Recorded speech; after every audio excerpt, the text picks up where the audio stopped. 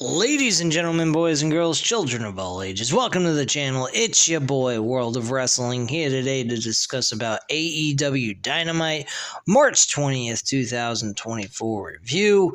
About Raw and SmackDown, I will be reviewing Raw tomorrow.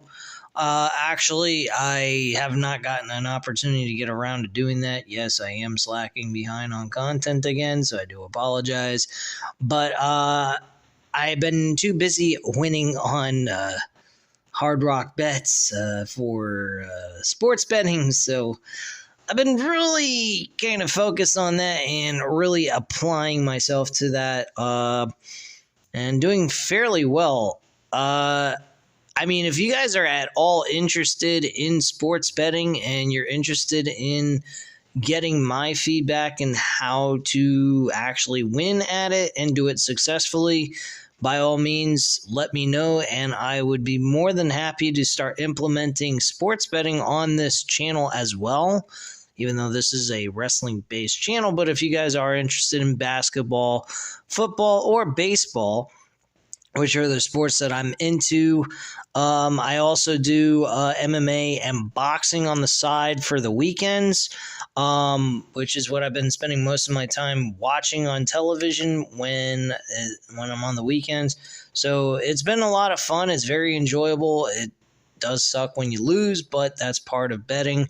So if you guys are at all interested in sports betting and legally able to bet in the state you're in, by all means, I'd be more than happy to help you guys out, give you guys some pointers, ideas, and who to bet on in sports betting at all.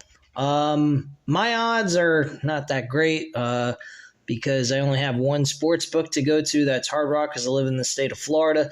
But if you guys are at all interested, let me know in the comments down below. I'll definitely go ahead, and if you guys are highly interested in that, please let me know, and I will go ahead and start implementing that content on this channel and start giving you guys my picks and what I've been doing. But anyway, let's go ahead and get started with AEW Dynamite.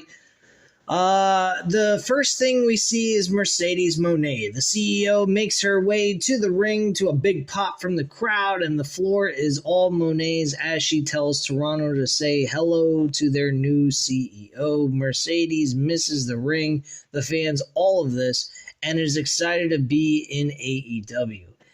A CEO chant breaks out before Mercedes talks about all of this nearly being taken away from her. 10 months ago, she sustained an injury competing in New Japan Wrestling against Willow Nightingale. Rather than dwell on the past, Mercedes has a video package to give fans a taste of Moné. The video package looks at her time in New Japan and addresses the unfinished business she has with Willow after their match last May. Mercedes talks about minor setbacks becoming major comebacks and not leading a women's evolution but a global revolution. She then addresses Sky Blue and Julia Hart getting involved in her unfinished business with Willow. Whoever does will go bankrupt. She ends the promo by the lights cut out, revealing Julia Hart when they come back on. Sky Blue tries to blindside her to no avail. Mercedes goes for what Excalibur calls the Moné Maker on the TBS champion, but Sky Blue makes the save. They leave the ring for chairs, but Chris Statlander and Willow Nightingale run down to help out.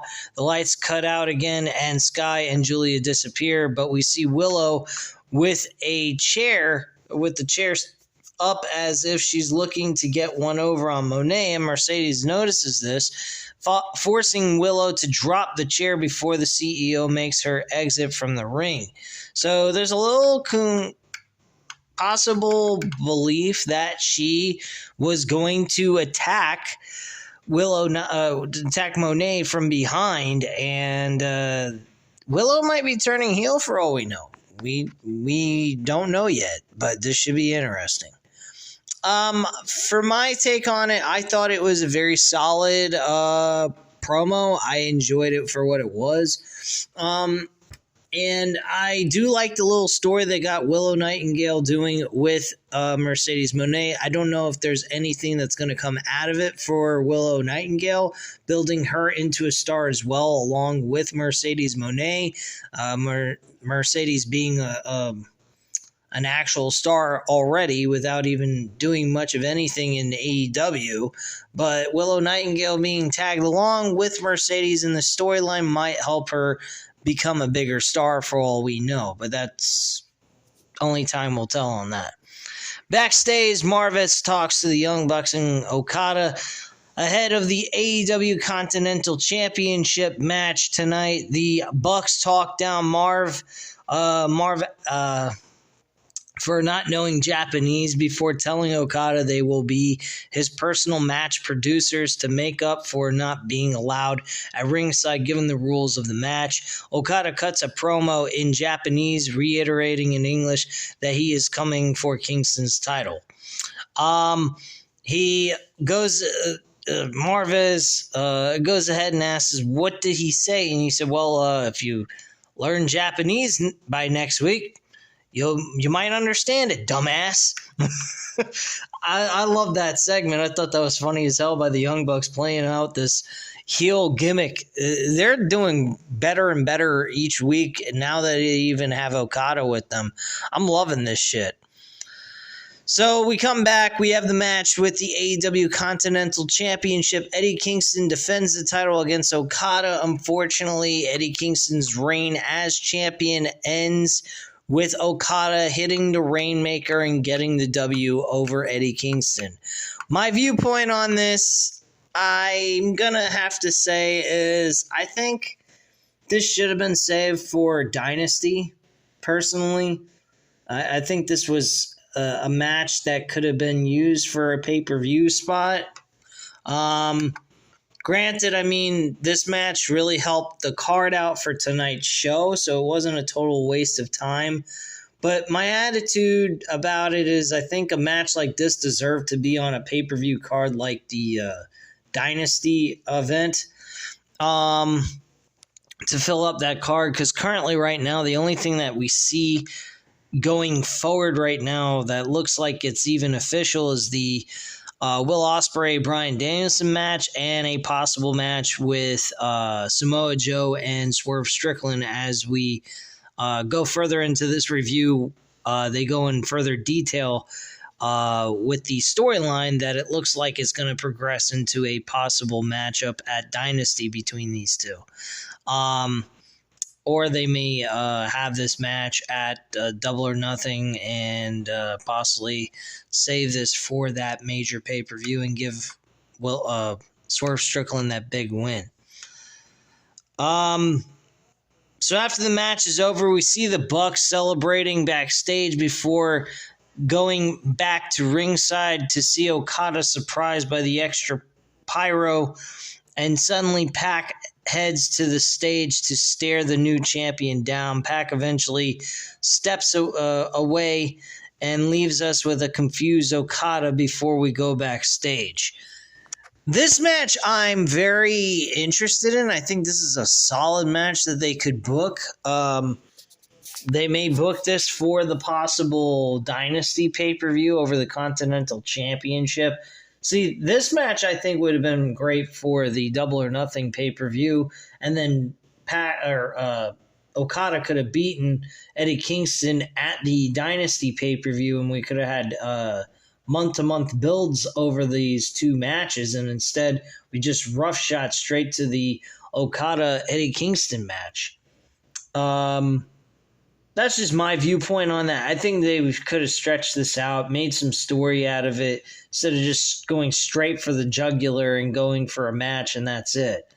But yeah, I think Pac versus Okada is going to be a good match. What story they're going to be able to develop, I'm not quite sure. I mean, we do have a full month of time to develop some sort of story between these two to give it a relevant build. So we'll see what they say and what they do at this point. But this was a good matchup to kickstart the show, and I like the move they made with Pac going straight for Okada. I think that's pretty impressive. They're making it seem like they're really interested in Pac this time. They seem like they're going to push him a little bit better, maybe at least keep him relevant so that he appears week to week on television in some capacity. So hopefully that's the direction they go with here. Next, we have Renee talks to Swerve Strickland, who addresses Samoa Joe's actions last week before saying he's ready for a fight. Tonight, we turn Toronto into whose house? Swerve's house. So we go backstage after the commercial break, and Renee talks to Chris and Willow about their street fight against Julia Hart and Sky Blue on Rampage later tonight, promising this will be the end. When Mercedes Moné steps into the view, Chris thanks Mercedes for helping last week, and Moné thanks her for helping tonight. Telling Willow she's done enough before storming off, Stokely jokes about Willow breaking Moné's ankle, which frustrates Nightingale before she walks off. Back at ringside, Hook makes his way to the ring for our next match. Out next is the Lionheart Chris Jericho before the match goes underway. Hook and Chris Jericho, I think, was an excellent matchup. I think what they're doing with Hook is the proper way to build him. Hook had a match with Samoa Joe a couple of weeks ago over the World Championship, or a couple of months ago or so.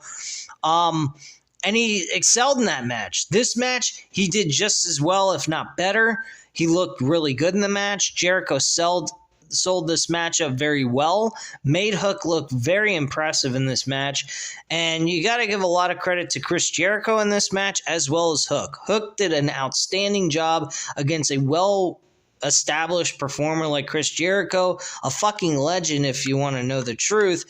And Hook looked great in this match. I was extremely impressed. I had no problems with this match, and I think that Hook's got something here. I think they are building a star out of him. I've thought he's been a star since the moment he started. They just need to build him up into one, and that's it. Because he has a skill set to impress people. He is very impressive in that ring. He has everything it takes to be a main eventer. And he's very young, too, on top of it. So they got a lot of time and shelf life for him. And if they do it right, they'll build a star out of this kid. This is what I've been talking about with Wardlow. Wardlow needs opponents that he can go up against that are well-known names or decent names on the roster and beat them. Hook, I mean, yeah, granted, he didn't beat Samoa Joe for a world championship, and nor should he. I mean, he's a young star. He's a guy that's starting up. You don't just have him beat Samoa Joe. But he looked good in defeat. Now, Wardlow is a different story. Wardlow has faced Samoa Joe in the past. I do believe Wardlow has beaten Samoa Joe, too. Check fact me if I'm wrong, but I think Samoa Joe did win his lose a match against Wardlow at one point, but if not, then excuse me. I might be wrong about that, so whatever. But the point being is, if you're going to have Wardlow built up to a point where he's going to win a world championship, you don't book him in a match like this, like they did last week. This was pointless. An extremely pointless thing that I don't think should have occurred at all. I think Wardlow should have been postponed for a world title match with Samoa Joe or whoever was supposed to win the championship and then beat them for that title. Unfortunately, that's not the route they went on. They went straight to the jugular and just had him go for a world title and, of course, lost. I think that they're absolutely fucking dumb. Hook, they're doing the correct thing. They built him up into this guy over the last couple of years. He's been facing no-names. And then after he faced the no-names, he went ahead and he started facing some well-known guys on this roster. And slowly but surely, he's working his way up to the roster. And he's beating some notable names. That is what they should have done with fucking Wardlow. You beat MJF, and then you have him look like a chump, lose the TNT title multiple times, gain it back, look like a transitional champion. You fucked him up royally, and now he just looks like crap. I'm over Wardlow personally. I mean, I hope that he finds success in this company. I don't want him to go to WWE because that's another new star that AEW could build into and make him a main eventer for their promotion. And if they lose him and he goes to WWE, WWE is going to succeed with him. Absolutely 100%. He has the skill, capability to pull off and become a main eventer on his own, without a shadow of a doubt. Ironically, after that match with Hook is over, Jericho told Renee that he has a lot of respect for him and he wants to go ahead and offer him something next week, which I believe they should be tag team partners. I think Hook would work well to start off with getting his first championship for tag team gold with Chris Jericho, and I think those two would work very well. They've already tag teamed together, and now he's earned his respect in the storyline, so them being tag team partners and eventually winning tag team gold, which was the direction they were going to go with Chris Jericho and Kenny Omega, I think would work out great. I think this would be the smart move for them to do. Video package of Adam Cole addresses Wardlow failing to win the AEW World Championship before saying his new job is to make sure the Undisputed Kingdom holds on to the gold they already have. He wants Wardlow to reach his true potential, so don't screw it up. Well, apparently AEW collectively, strategically are figuring out new ways to make Wardlow look like shit, which I've already went over. So no need to, become redundant with this shit. Anyway, moving on, back at ringside, Tony Schiavone welcomes Will Ospreay to the ring. The crowd is going wild for the aerial assassin as he heads to the ring, and Tony talks about Forbidden Door being the last time Toronto saw Ospreay before turning attention to Dynasty. Ospreay, for his part, apologizes to Canada crowd for what he had to say about them the last time he was around here, saying he is here for the betterment of AEW, and in return he wants some of that maple syrup. He also mentions that he was also being a bad boy at the time. So there you go. I thought that was a really funny comment by Will Ospreay. I love Will Ospreay. I think he's a fucking superstar. And he's a very simplistic story that you can tell with a lot of people that he goes up against. This storyline with Bryan Danielson's a very simplistic story about who's the best. Now, a lot of times people say, I don't want to see the wrestler A versus wrestler B, who's the best of the two. In this case, I'm going to disagree. I think this is a very, very decent story. It's a simplistic story, so there's no complications. It's not going to make things convoluted or retarded to the point where, like we're seeing with The Rock and Cody Rhodes, which I'm going to get into tomorrow. I'll be honest with you guys. This shit with Cody, he might as well should be facing The Rock than Roman Reigns, because that shit's just becoming utterly ridiculous with the verbal attacks between the two. And Roman just sits in the background as a supporting player while he holds a major world championship that Cody's trying to win. I don't understand any of this shit, but whatever. Anyway, so Ospreay said all he had to about Bryan Danielson until he heard what Bryan said on Collision, claiming Will couldn't walk in American Dragon shoes. Will compares their careers in Japan before joking that he couldn't fit in Bryan's shoes because they're just too small. That was funny. So Ospreay speaks to Shibata, whatever his last name is pronounced. Decent wrestler. Nothing really important about the guy as it comes to storyline progressions or anything, noteworthy on the main show, the flagship show, referencing a match they had in Japan nearly a decade ago before challenging Shibata to a match, telling Bryan to watch and see what the Billy Goat is all about. Will's music hits, and as he points to the Dynasty banner high above. So, I'm looking forward to this match. Granted, it's a very simplistic match. It's nothing extraordinarily, amazing when it comes to storyline, but it's a great match nonetheless that people are going to fucking go crazy over when this match occurs.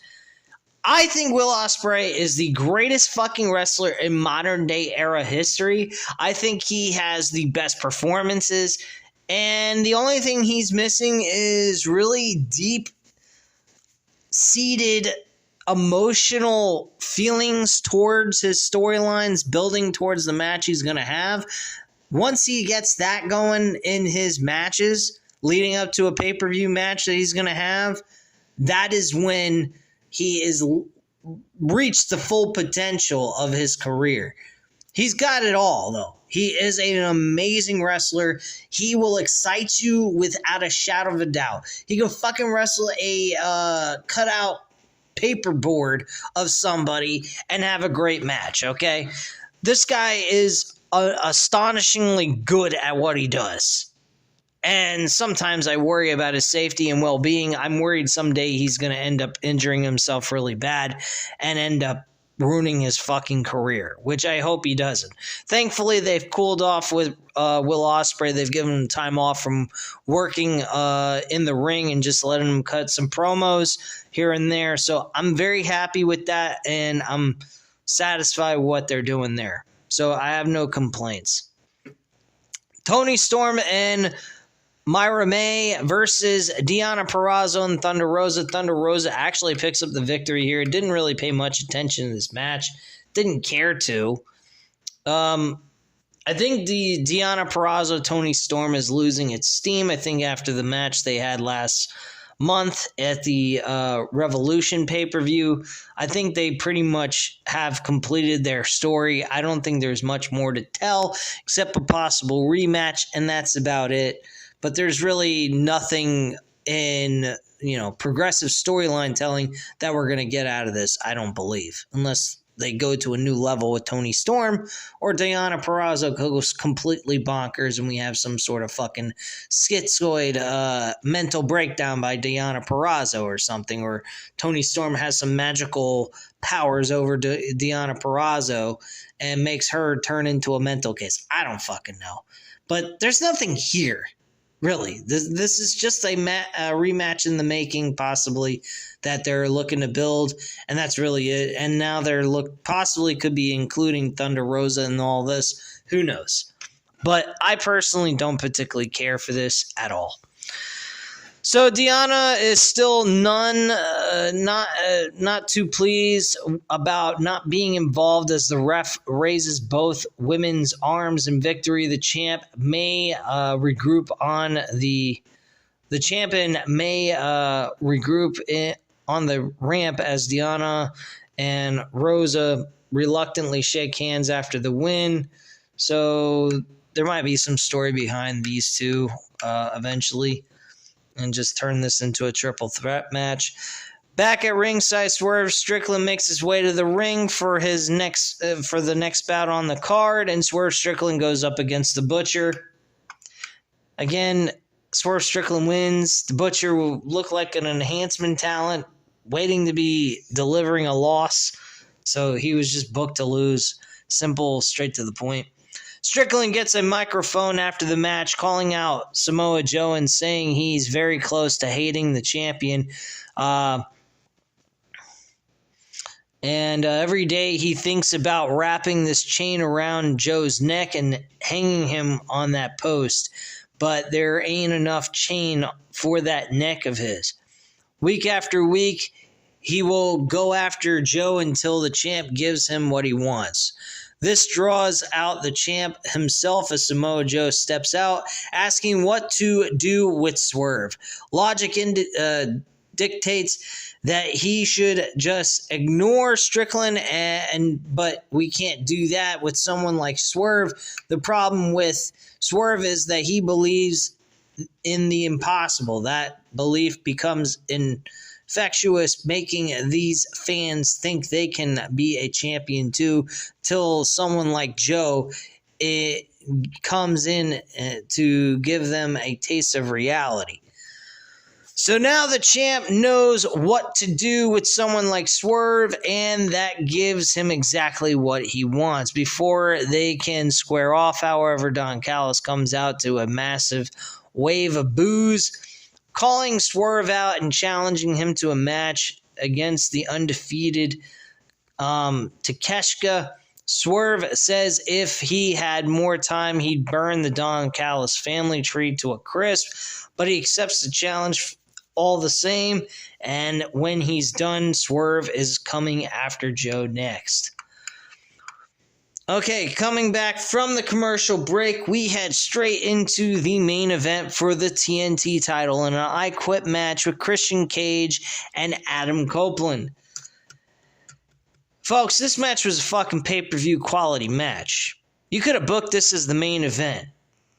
If this pay-per-view was taking place in Toronto, I would say, yeah, book it for the pay-per-view. But unfortunately, these two men come from Toronto. The show was in Toronto, so why wouldn't you book the fucking match? I mean, granted, it's not an ideal. They have a great story that they're telling here. And this could have been main event quality pay-per-view match if we didn't have a world championship on the line for the pay-per-view itself. So, again, another match that could have been booked for the pay-per-view, but at the same time, it was a great matchup nonetheless. Pay-per-view quality all around. These two guys beat the fucking shit out of each other. Christian Cage got enough kick to the balls. It was fucking ridiculous. There was more interferences than you can shake a stick at. Matt Menard and Daniel Garcia came to save the day for Adam Copeland so that he could actually win the championship, evening out the odds. They handcuffed Nick Wayne and Killswitch, Luchasaurus, whatever you want to call him. And then they handcuffed Christian Cage to the ropes in the corner. And Adam Copeland went about kicking him in the balls about 3 or 4 different times before going ahead and taking out and also was asked if he quits. And then eventually fucking Adam Copeland whips out a fucking 2x4 with spikes attached to it. Something Abyss used to call it in TNA, the Barbie. And he whipped that shit out, and he calls that his version of Barbie as Spike, and he shoved Spike right up his fucking ball sack, and eventually Adam Copeland says he quits, or not Adam Copeland, Christian Cage says he quits, and Copeland becomes the new TNT champion. Which, by the way, it was kind of funny. The show switched over to Rampage right in the middle of this match, which was very awkward. I don't know why the match just couldn't have ended on the Dynamite show without it being swapped over to Rampage, but whatever, it is what it is. Rampage was coming on right after the show was over, so whatever. Who cares? To each his own, I guess. But this match was great, very entertaining, full of emotion. These guys beat the hell out of each other. And we got one hell of a quality match for a main event of AEW Dynamite. If you were going to say that this was a ratings draw that they were trying to pull off here, because the ratings have dipped quite a bit over the last year or so, I'd say yeah, and it's much needed. So kudos to them for capitalizing on this and giving us a very entertaining show. I think this show is very solid. There's a few things, the storylines. There's some storylines that are kind of meh, whatever. But there are some things on this show that I was highly interested in with this entire Dynamite show. Where they go with Adam Copeland next is totally up to them. It should be interesting. I don't know where they're going to go with it. They might transition to Daniel Garcia for all we know, and if that's the decision they want to go with, that's totally fine with me too. I'd like to see Daniel Garcia go up against a guy like Adam Copeland, see how he does. He already did that with Christian Cage, and he didn't do a bad job at all. Hook, fantastic. Like I said, I hope Hook and Chris Jericho become tag team partners, and Hook gets his first championship gold, legitimate championship gold, the FTW title. I don't even fucking count. But actually winning tag team titles with Chris Jericho. I think they make a great pairing, and they kind of remind me of a Darby Allin Sting type of pairing. And I think it would benefit him a lot to be teamed with Chris Jericho. Sammy Guevara was benefiting from it for a while. I mean, he didn't go nowhere with it because of his backstage antics, which I heard he's been suspended, and he's been dealing with a lot of personal issues with Tony Khan. So this is the next best move for them to do with Chris Jericho, because Chris Jericho as a singles competitor, I think he's done pretty much everything you could ask for him as an independent person. And him being in the tag team division, I think would be a very cool idea, especially a guy like Hook who's starting out and really could use some guidance by a guy like Chris Jericho, like Darby Allin did with Sting. So I think this is a great idea. I think this was a good show. Don't get me wrong, there was some mishaps and issues I had with it. There's always an issue with these fucking shows. But it was fairly decent nonetheless. So very entertaining stuff. And at this time, guys, you know what to do. Hit the like button if you like this video. Hit the subscribe button if you're not subscribed to the channel. And leave a comment down below. I'll definitely get back to you on that. I thank you guys very much for watching. And have a great night, guys. Bye.